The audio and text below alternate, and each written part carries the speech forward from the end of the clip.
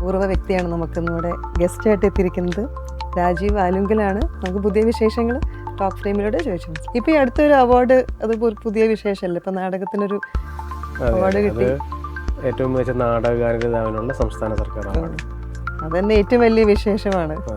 ആദ്യ അവാർഡ് കിട്ടിയിട്ടും ഈ രണ്ടാമത്തെ അവാർഡും തമ്മിൽ ഒരു 2.25 പതിറ്റാണ്ടിന്റെ ഒരു ഗ്യാപ്പുണ്ട്.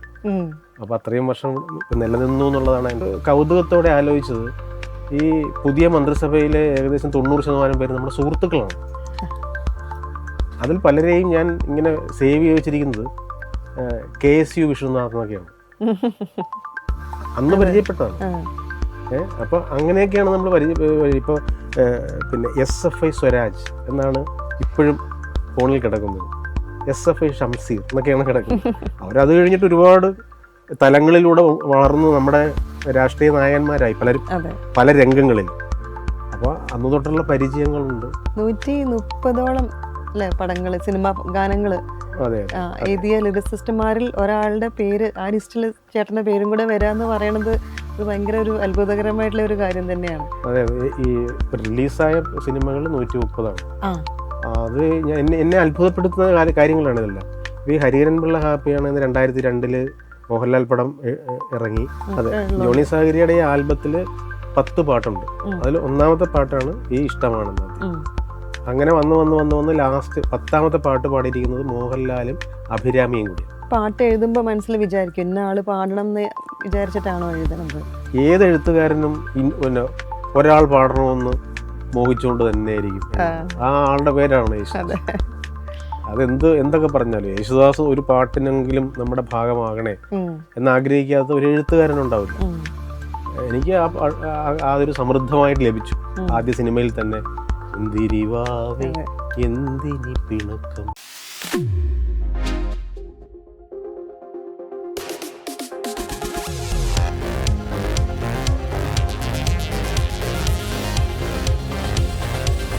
നമസ്കാരം. പാട്ടെഴുത്തിൻ്റെ വിവിധ മേഖലകളിൽ ഒരേപോലെ അറിയപ്പെട്ട ഒരു അപൂർവ വ്യക്തിയാണ് നമുക്കിന്നിവിടെ ഗസ്റ്റായിട്ട് എത്തിയിരിക്കുന്നത്. രാജീവ് ആലുങ്കലാണ്. നമുക്ക് പുതിയ വിശേഷങ്ങൾ ടോക്ക് ഫ്രെയിമിലൂടെ ചോദിച്ചു മനസ്സിലാക്കാം. നമസ്കാരം സർ. നമസ്കാരം. എന്തൊക്കെയുണ്ട് പുതിയ വിശേഷങ്ങൾ? എന്നും പുതിയ വിശേഷങ്ങൾ, നല്ല വിശേഷങ്ങൾ. ഇപ്പം ഈ അടുത്തൊരു അവാർഡ്, അത് പുതിയ വിശേഷമല്ലേ, ഇപ്പം നാടകത്തിനൊരു അവാർഡ് കിട്ടി. ഏറ്റവും മികച്ച നാടകഗാനത്തിനുള്ള സംസ്ഥാന സർക്കാർ അവാർഡ്. അതന്നെ ഏറ്റവും വലിയ വിശേഷമാണ്. അതെ, ആദ്യ അവാർഡ് കിട്ടിയിട്ടും ഈ രണ്ടാമത്തെ അവാർഡും തമ്മിൽ ഒരു 2.25 പതിറ്റാണ്ടിന്റെ ഒരു ഗ്യാപ്പുണ്ട്.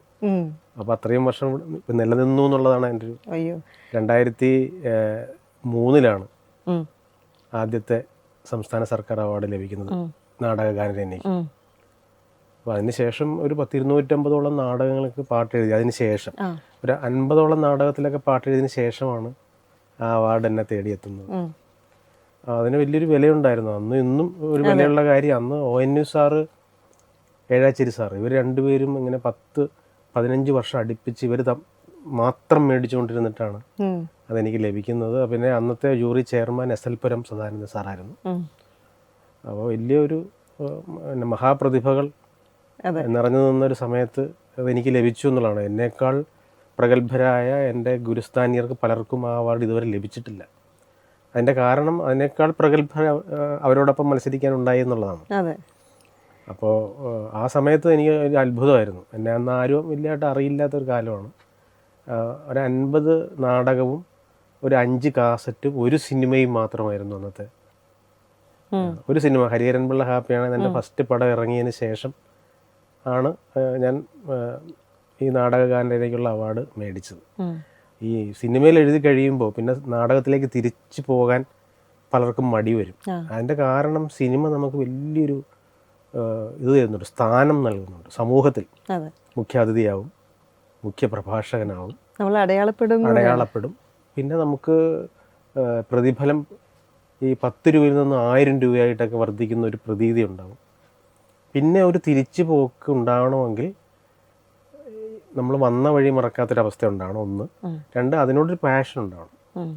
എവിടെ എഴുതുന്നു എന്നല്ല, എങ്ങനെ എഴുതുന്നു, ആരോടൊപ്പമൊക്കെ സഹകരിക്കുന്നു എന്നുള്ളൊരു വല്ലാത്ത പാഷൻ ഉണ്ടാവണം. അപ്പോൾ ആ പാഷൻ എനിക്ക് ഇപ്പോഴും ഉണ്ട്. ഇപ്പോഴും ഉള്ളതുകൊണ്ടാണ് ഇങ്ങനെ നിൽക്കുന്നത് കേട്ടോ. അതിന്റെ സീക്രട്ട് ആണ് ഇപ്പോഴും ആ ഫ്രഷ്നെസ്സോട് കൂടി നിൽക്കാനുള്ള ഒരു സീക്രട്ട് എന്താണ്? അത് ഓരോ അവസരങ്ങളും എനിക്ക് കിട്ടുന്ന അവാർഡുകളായിട്ട് തോന്നും. ആരൊക്കെ ഇടപെടുന്നത് കൊണ്ട് എനിക്ക് ലഭിക്കുന്നതാണല്ലോ. അതെ. ഇപ്പം ഞാൻ ആദ്യത്തെ സിനിമ ഹരിഹരൻ പിള്ള ഹാപ്പിയാണ് എന്ന് പറഞ്ഞ പടത്തിൽ എഴുതുമ്പോൾ അന്ന് നിറഞ്ഞു നിന്നതിൽ 90% പേര് ഒന്നും സിനിമയിലും ഇല്ല. എനിക്ക് അവസരം നൽകിയ സംവിധായകരില്ല, സഹകരിച്ച സംഗീത സംവിധായകരില്ല, നിറഞ്ഞു നിന്ന ഗായകരിൽ പലരും ഭൂമിയിലില്ല. അപ്പോൾ അങ്ങനെയുള്ള വല്ലാത്ത ഒരു അവസ്ഥയിൽ ഈ വർഷവും ഒരു 2-3 പടത്തിൽ പാട്ട് എഴുതി അത് പുറത്തിറങ്ങിയെന്ന് പറയുന്ന സിനിമയുടെ ഈ സിനിമയിൽ എത്തിയിട്ട് കാൽനൂറ്റാണ്ടാകാൻ പോവുകയാണല്ലോ. സിനിമ വല്ലാതെ മാറിപ്പോകുന്നു. ഈ ഹരിഹരൻ പിള്ളയും വെട്ടവും അല്ലെങ്കിൽ നമ്മൾ ഡബ്ബിങ്ങിൻ്റെ ഒരു വലിയ വിപ്ലവം ഉണ്ടായ ഒരു സിനിമയാണ് ആര്യ, പ്രണയമായി. ഇതൊക്കെ ഇറങ്ങുമ്പോൾ ജനിക്കാത്ത കുട്ടികൾ ഇന്ന് സിനിമ ഭരിക്കുന്നു, രാഷ്ട്രീയത്തിൽ നിറഞ്ഞു നിൽക്കുന്നു, നമ്മളെക്കാൾ വലിയ അഡ്വാൻസ്ഡ് ആയിട്ട് ഈ ലോകത്തെ വീക്ഷിക്കുന്നു. ആ സമയത്ത് നമ്മൾ അവരോടൊപ്പം സഞ്ചരിക്കുന്നു എന്നുള്ളതാണ് എൻ്റെ ഒരു സന്തോഷം. അത് വലിയൊരു ത്രില്ലാണത്. അതെ, 2 കാലഘട്ടങ്ങളും നമുക്ക് മനസ്സിലാക്കാൻ പറ്റും. 2 അല്ല 4 കാലഘട്ടം. 4 കാലഘട്ടത്തിൽ നമ്മൾ എല്ലാവരും വെച്ചിട്ടുണ്ട്. അതായത് ഈ കാസറ്റ്, അത് കഴിഞ്ഞ് CD, അത് കഴിഞ്ഞ് പെൻഡ്രൈവ്, പിന്നീട് അടുത്ത ഒരു ഇതിലേക്ക് നമ്മൾ പോവുകയാണ്. അതിനിടയ്ക്ക് നമ്മൾ കണ്ട ഈ 4 തലമുറകളുണ്ട്. ഇപ്പോൾ ദക്ഷിണാമൂർത്തി സ്വാമിയായിട്ട് ഞാൻ പാട്ടിൻ്റെ ഭാഗമായിട്ടുണ്ട്, ജയവിജയ മാഷുമായിട്ട്, പെരുമ്പാവൂർ ജി രവീന്ദ്രനാഥ് സാറുമായിട്ട്, TS രാധാകൃഷ്ണനുമായിട്ട്. നാടകത്തിലാണെങ്കിൽ MG അർജുനൻ മാഷ്, വൈപ്പിൻ സുരേന്ദ്രൻ, കുമരകൻ രായപ്പൻ, കലവൂർ ബാലൻ. ഈ തലമുറ കഴിഞ്ഞൊരു 4 തലമുറയ്ക്ക് ഇപ്പുറമാണ് പുതിയ സംഗീത സംവിധായകരുടെ സ്ഥാനം. അപ്പോൾ അവരോടൊപ്പം നമ്മളിങ്ങനെ സഹകരിക്കുന്നുണ്ട്. അത് വലിയൊരു സന്തോഷകരമായ കാര്യമാണ്. ചോദിച്ചു കഴിഞ്ഞാൽ ഏത് കാലഘട്ടമാണ് ഏറ്റവും കൂടുതൽ സാറ്റിസ്ഫാക്ഷൻ തന്നത്? ആ ചോദ്യം ചോദിക്കുമ്പോൾ എല്ലാവരും പറയുന്ന ഉത്തരം അവരുടെ ബാല്യത്തിലും കൗമാരത്തിലും അവർ അനുഭവിച്ച കാലഘട്ടം. അതായിരിക്കും എല്ലാവരുടെയും നല്ല കാലഘട്ടം. അപ്പോഴാണ് നമ്മൾ ഒരു രുചിയിൽ ഉറച്ചത്. എല്ലാത്തിനും ഒരു രുചിയുണ്ട്. പാട്ടിനൊരു രുചിയുണ്ട്, പ്രണയത്തിനൊരു രുചിയുണ്ട്, പിന്നെ ആഹാരത്തിനൊരു രുചിയുണ്ട്. അപ്പോൾ ഇതെല്ലാം നമ്മുടെ ബാല്യവും കൗമാരവും നമുക്ക് സമ്മാനിച്ചതാണ്. അത് കഴിഞ്ഞ് യൗവനവും മധ്യവയസ്ക ആ സമയം ഒക്കെ ആകുമ്പോൾ നമുക്ക് പൊരുത്തപ്പെടാൻ കഴിഞ്ഞില്ലെങ്കിൽ നമ്മൾ ഈ ഫീൽഡിലുണ്ടാവില്ല. അപ്പോൾ വേറൊരാളുടെ രുചി നമ്മൾ പങ്കുവയ്ക്കണം. നമ്മുടെ കുട്ടികളുടെ രുചിയാണത്. ആ രുചി മഹത്തരമായ രുചിയാണെന്ന് നമ്മൾ തിരിച്ചറിഞ്ഞ് അവരെ ബഹുമാനിക്കണം. അല്ലാതെ നമ്മുടെ കാലം മാത്രമാണ് നല്ലതെന്ന് പറയുന്നത് തന്നെ ഒരു മണ്ടത്തരമാണ്. പിന്നെ നമുക്ക് ചിന്തിക്കുമ്പോൾ നമ്മുടെ കുട്ടികളാണല്ലോ ഏറ്റവും വലിയ ഭാഗ്യവാന്മാർ. നമ്മൾ മാക്സിമം പഴനി വരെ പോയിക്കണം. പഴനി തിരുപ്പതി ഇതാണ് ഒരു ഇന്ത്യക്ക്, ഈ കേരളത്തിന് പുറത്തുള്ള യാത്ര. ഇന്ത്യക്ക് പുറത്തുള്ള യാത്രയെക്കുറിച്ച് സ്വപ്നം കാണാനാവില്ല. നമ്മുടെ കുട്ടികൾ എവിടേക്കാണ് പോകുന്നത്? എന്തൊക്കെ വലിയ സ്വപ്നങ്ങൾ, അവരെ വലിയ വലിയ രീതിയിലുള്ള സ്വപ്നങ്ങൾ കാണുന്നു. ഒരിക്കൽ നമ്മുടെ അച്ഛനോ അപ്പൂപ്പനോ കണ്ട സ്വപ്നത്തിന് എത്രയോ ദൂരെയുള്ള ഒരു സുന്ദര ലോകത്താണ് അവർ ജീവിക്കുന്നത്. അവരോടൊപ്പം നമ്മൾ ജീവിക്കുന്നു. അവരുടെ കല, അവരുടെ പാട്ട്, അവരുടെ രാഷ്ട്രീയം, ഇതിലൊക്കെ സഹകരിക്കണം. ഇപ്പോൾ ഞാനിപ്പോൾ ഒരു കൗതുകത്തോടെ ആലോചിച്ചത്, ഈ പുതിയ മന്ത്രിസഭയിലെ ഏകദേശം 90% പേര് നമ്മുടെ സുഹൃത്തുക്കളാണ്. അതിൽ പലരെയും ഞാൻ ഇങ്ങനെ സേവ് ചെയ്ത് വെച്ചിരിക്കുന്നത് KSU വിഷ്ണുനാഥ് എന്നൊക്കെയാണ്. അന്ന് പരിചയപ്പെട്ടതാണ്. അപ്പോൾ അങ്ങനെയൊക്കെയാണ് നമ്മൾ ഇപ്പോൾ പിന്നെ SFI സ്വരാജ് എന്നാണ് ഇപ്പോഴും ഫോണിൽ കിടക്കുന്നത്. SFI ഷംസീർ എന്നൊക്കെയാണ് കിടക്കുന്നത്. അവരത് കഴിഞ്ഞിട്ട് ഒരുപാട് തലങ്ങളിലൂടെ വളർന്ന് നമ്മുടെ രാഷ്ട്രീയ നായകന്മാരായി പലരും പല രംഗങ്ങളിലും. അപ്പോൾ അന്ന് തൊട്ടുള്ള പരിചയങ്ങളുണ്ട്. അപ്പോൾ ഇതൊക്കെ ഒരു കൗതുകമാണല്ല. ഈ എപ്പോഴും ഒരു പ്രസിദ്ധമായൊരു വാക്കുണ്ട്, ഈ മരണത്തിന് മുമ്പുള്ള സാധ്യതയുടെ പേരാണ് ജീവിതം. മരണത്തിന് മുമ്പുള്ള സാധ്യതയാണിത്. അപ്പോൾ ഓരോ നിമിഷവും നമ്മൾ വിസ്മയം കൊണ്ട് പൊലിപ്പിച്ചെടുക്കണമെന്നാണ്. 130ഓളം അല്ലേ പടങ്ങൾ, സിനിമാ ഗാനങ്ങൾ എഴുതിയ ലിറിസിസ്റ്റുമാരിൽ ഒരാളുടെ പേര് ആ ലിസ്റ്റിൽ ചേട്ടൻ്റെ പേരും കൂടെ വരാന്ന് പറയണത് അത് ഭയങ്കര ഒരു അത്ഭുതകരമായിട്ടുള്ള ഒരു കാര്യം തന്നെയാണ്. അതെ, ഈ റിലീസായ സിനിമകൾ 130ആണ്.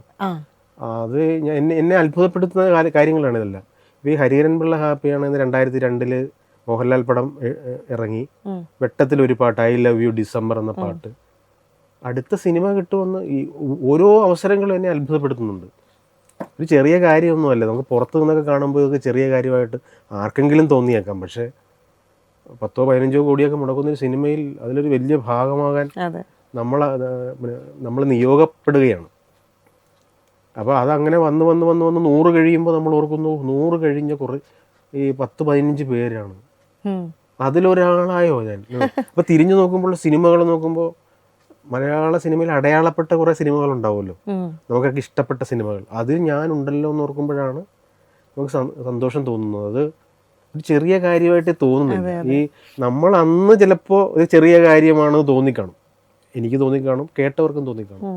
രണ്ട് ഉദാഹരണങ്ങൾ പറയുകയാണെങ്കിൽ, ഇപ്പോൾ ഇഷ്ടമാണെന്നാദ്യം ചൊല്ലിയതാരാണ്, അതെ ഈസ്റ്റ് കോസ്റ്റിൻ്റെ അല്ല, അത് ജോണി സാഗരിയുടെ. ഈസ്റ്റ് കോസ്റ്റ് ആൽബം ഇറക്കുന്നതിനും മാസങ്ങൾക്ക് മുമ്പ് ഇറങ്ങിയ ആൽബമാണ്. അപ്പോൾ ആൽബങ്ങളുടെ ഒരു പുഷ്കലകാലത്തിന്റെ തുടക്കമാണ് വിഷ്വലൈസ്ഡ് ആൽബങ്ങളുടെ ഈ പാട്ട്. നമ്മൾ എല്ലാവരും തെറ്റിദ്ധരിക്കുന്ന ഇതും ഈസ്റ്റ് കോസ്റ്റിന്റെ എന്നാണ്. ഇത് ജോണി സാഗരിയുടെ, കാരണം എല്ലാം ഒരു ചെറിയൊരു സാമ്യം പ്രണയത്തില്. അതെ, ജോണി സാഗരിയുടെ ഈ ആൽബത്തില് 10 പാട്ടുണ്ട്. അതിൽ ഒന്നാമത്തെ പാട്ടാണ് ഈ ഇഷ്ടമാണെന്നാദ്യം. അങ്ങനെ വന്ന് വന്ന് വന്ന് വന്ന് ലാസ്റ്റ് 10ാമത്തെ പാട്ട് പാടിയിരിക്കുന്നത് മോഹൻലാലും അഭിരാമിയും കൂടിയാണ്. അപ്പോൾ ഈ മോഹൻലാലും നടി അഭിരാമിയും കൂടെ പാടിയ പാട്ട് സ്നേഹം പൂക്കും സന്ധ്യായാമത്തിൽ എന്നൊരു പാട്ടാണ്. പിന്നെ അതിൽ തന്നെ മകരമഞ്ഞിൻ മുഖപടങ്ങൾ എന്നൊരു പാട്ടാണ്, അത് സുജാത ചേച്ചി പാടിയത്. പിന്നെ നീലാമ്പൽ പൂവേ നിന്റെ നാളേത്, ആ പാട്ട് MG ശ്രീകുമാർ പാടുന്നു. 17 വയസ്സുള്ള പൂന്തുങ്ങളെ ഞാൻ നിന്നെ പ്രണയിക്കുന്നു, ആരും കൊതിക്കുന്നൊരാരോമളെ ആദ്യമായി സ്നേഹിക്കുന്നു എന്ന് പറഞ്ഞൊരു പാട്ടുണ്ട്. അത് അന്ന് ആ കാലത്ത് രംഗത്ത് വന്ന, ഞങ്ങളോടൊപ്പം ഒക്കെ രംഗത്ത് വന്ന സുദീപ് കുമാറാണ് ആ പാട്ട് പാടി. അങ്ങനെ ഈ 10 പാട്ടും 10 പ്രഗത്ഭർ പാടിയ അതാണ്. അതിൽ ഒന്നാമത്തെ പാട്ട് നന്നായി വിഷ്വലൈസ് ചെയ്തു. ആദ്യമായി ഡിജിറ്റൽ ക്യാമറയിൽ വളരെ ഭംഗിയായത്, അതിൻ്റെ വിഷ്വലൊക്കെ ഇപ്പോഴും ഓർക്കുന്നുണ്ടാവും. ഒരു വണ്ടി ഇടിക്കുന്നു, നാരങ്ങയൊക്കെ ചെതറി പോകുന്നു, അത് എടുക്കുന്നു അല്ലേ. അന്ന് അതൊക്കെ ഭയങ്കര വലിയൊരു പ്രണയ ഗാനമായിരുന്നു. അതാണ് ആദ്യത്തെ ഒരു ആൽബത്തിന്റെ ഒരു തുടക്കം. പിന്നീട് ഒരുപാട് ആൽബങ്ങൾ പലരും ഇങ്ങനെ ഇറക്കുന്നു. ഇതൊക്കെ സിനിമ ഗാനങ്ങൾക്ക് മുന്നേ, ഇത് സിനിമ എഴുതുന്നതിനും കുറച്ച് മാസം മുമ്പ്, കുറച്ച് വർഷങ്ങൾക്ക് മുമ്പ്, 1.5 വർഷം മുമ്പ് സിനിമയിൽ എഴുതിയ ആ വർഷം തന്നെ റെക്കോർഡ് ചെയ്യപ്പെട്ട പാട്ടാണ് സാമവേദം നാവിൽ ഉണർത്തിയ സ്വാമി. അപ്പോൾ അന്ന് ഈ 10 പാട്ട് ആണല്ലോ ഒരു കാസറ്റ്. അപ്പോൾ S രമേശൻ നായരാണ് ഈ എന്താ പറയുന്നത്, ഭക്തിഗാന രംഗത്തെ ചക്രവർത്തി എന്ന് പറയും. നമ്മൾ സിനിമയിൽ വയലാർ, അല്ലെ തമിഴിൽ കണ്ണദാസ് എന്നൊക്കെ പറഞ്ഞ പോലെ ഭക്തിഗാന ചരിത്രത്തിനെക്കുറിച്ച് നമ്മൾ അവലോകനം ചെയ്താൽ അതിലൊരു ചക്രവർത്തിയാണ്, കാവ്യ ചക്രവർത്തിയാണ് S രമേശൻ നായർ. അപ്പോൾ അദ്ദേഹത്തിൻ്റെ ഒരു നിബന്ധനയുണ്ട്, അദ്ദേഹം മാത്രമേ എഴുതുള്ളൂ 10 പാട്ട്. കാസറ്റിൽ അദ്ദേഹം തന്നെ എഴുതുള്ളൂ, പങ്കുവയ്ക്കാൻ സമ്മതിക്കില്ല. അദ്ദേഹത്തിൻ്റെ ഒരു പോളിസിയാണ്. പക്ഷെ MG ശ്രീകുമാറിൻ്റെ നിർബന്ധത്തോടെ എനിക്ക് ഈ 2 പാട്ട്, സ്വാമി അയ്യപ്പൻ എന്ന ആൽബത്തിൽ 2 പാട്ട് എനിക്ക് തന്നു. അപ്പോൾ ഞാൻ അദ്ദേഹത്തിൻ്റെ കാൽ തൊട്ട് വന്ദിച്ച് അനുഗ്രഹിക്കണമെന്ന് പറഞ്ഞു. അദ്ദേഹത്തിന് ഇഷ്ടപ്പെടണമല്ലോ, അല്ലാതെ നമ്മളിപ്പോൾ 2 പാട്ട് അദ്ദേഹത്തിന് നിന്ന് മേടിച്ചു എന്നുള്ള തോന്നലല്ലോ. അദ്ദേഹത്തിൻ്റെ കൂടി അനുവാദത്തോടെയാണ് അത് എഴുതിയത്. വളരെ ഭാഗ്യകരമെന്ന് പറയട്ടെ, വിസ്മയകരമെന്ന് പറയട്ടെ, ആ ആൽബത്തിലെ ഏറ്റവും പ്രധാനപ്പെട്ട പാട്ടുകളിലൊന്നായി. MC സജൻ ചേട്ടൻ അത് വന്ന് മേടിക്കുകയാണ് MG ശ്രീകുമാറിനോട്, ഇത്തവണ ഞങ്ങൾ ഇറക്കിക്കോളാം എന്ന് പറഞ്ഞു. അത് വലിയ വിപ്ലവമായി. പിന്നെ അത് ഇന്നും എനിക്ക് തോന്നുന്നു, അതെ, ഇപ്പൊ ഈ 1/4 നൂറ്റാണ്ടോട് അടുക്കുമ്പോഴും ആ പാട്ട് പല രീതിയിൽ ഹിറ്റാവുകയാണ്. പല ഭജൻസുകൾ ഏറ്റെടുക്കുന്നു, പല ആൾക്കാർ ഏറ്റെടുക്കുന്നു. അപ്പൊ അന്നത് വിചാരിച്ചില്ലല്ലോ, നമ്മൾ അന്ന് വിചാരിക്കുന്ന കാര്യമല്ല. പിന്നെ സന്തോഷകരമായ കാര്യം എന്ന് പറയുന്നത്, ഈ നമ്മളൊരു പാട്ട് എഴുതാനിരിക്കുമ്പോൾ, ഇപ്പോഴത്തെ കാര്യമല്ല, കുറച്ച് നാൾ മുമ്പ് വരെയുള്ളൊരു കാര്യം, എഴുതാനിരിക്കുമ്പോൾ നമുക്കറിയാം ഈ പാട്ട് കൊണ്ടാടപ്പെടാൻ പോവുകയാണ്. അത് പാടാൻ ഒന്നെങ്കിൽ യേശുദാസോ ജയേന്ദ്രനോ സുജാതയോ ചിത്രചേച്ചിയോ MG ശ്രീകുമാറോ ബിജു നാരായണനോ ഉണ്ണിമനോനോ ഒക്കെ വരും. അപ്പം തന്നെ ഇത് അടയാളപ്പെടാൻ പോകുന്നു. പിന്നെ ഇതിനെ കൊണ്ടാടുന്ന പല്ലവിയും അനുപല്ലവിയും ചരണവും പാട്ടിൻ്റെ പൂർണ്ണ ഘടനയോടെ ഈ ഉപകരണ സംഗീതം അകമ്പടി സേവിക്കും, അല്ലാതെ മുമ്പേ നടക്കുമല്ലോ, ഓടുമല്ല. ഈ വരികളെ പ്രണയിക്കാൻ ഒരു സംഗീത സംവിധായകനുണ്ട്, അതിനെ തൊട്ട് തലോടി ലാളിക്കാൻ. ഇങ്ങനെയൊക്കെ ഒരു തോന്നലോടെ നമ്മൾ കമ്പോസിങ്ങിന് ഇരിക്കുന്ന ഒരു കാലം. അപ്പം ആ കാലത്തിൽ പിറന്ന പാട്ടുകളാണ് ഇതൊക്കെ. അപ്പോൾ അതൊരു വലിയ സന്തോഷകരമായ കാര്യമാണ്. ഈ പാട്ട് എഴുതുമ്പോൾ മനസ്സിൽ വിചാരിക്കും ഇന്ന ആള് പാടണം എന്ന് വിചാരിച്ചിട്ടാണോ എഴുതണത്? ഏത് എഴുത്തുകാരനും പിന്നെ ഒരാൾ പാടണമെന്ന് മോഹിച്ചുകൊണ്ട് തന്നെയായിരിക്കും. ആ ആളുടെ പേരാണ് യേശുദാസ്. എന്തൊക്കെ പറഞ്ഞാലും യേശുദാസ് ഒരു പാട്ടിനെങ്കിലും നമ്മുടെ ഭാഗമാകണേ എന്നാഗ്രഹിക്കാത്ത ഒരു എഴുത്തുകാരനുണ്ടാവില്ല. എനിക്ക് ആ ഒരു സമൃദ്ധമായിട്ട് ലഭിച്ചു. ആദ്യ സിനിമയിൽ തന്നെ മുന്തിരിവാവേ എന്തിനി പിണക്കം, പിന്നീടും ലഭിച്ചു. പ്രിയതമേ ശകുന്തളേ, പിന്നെ ഇനിയും കൊതിയോടെ, അങ്ങനെ. ആ പാട്ടൊക്കെ എന്താ അതിന്റെ എഴുത്ത്, ഭയങ്കര ഒരു എന്താ പറയാ, എഴുത്തിനെ പ്രണയിക്കാൻ തോന്നുന്നുള്ള വരികളാണ്. അല്ല, ആ കാലം അങ്ങനെയാണ്. അതെ. നമ്മൾ ഇപ്പം മാറിപ്പോയി എന്ന് പറഞ്ഞ് പരിതപിക്കുകയല്ല,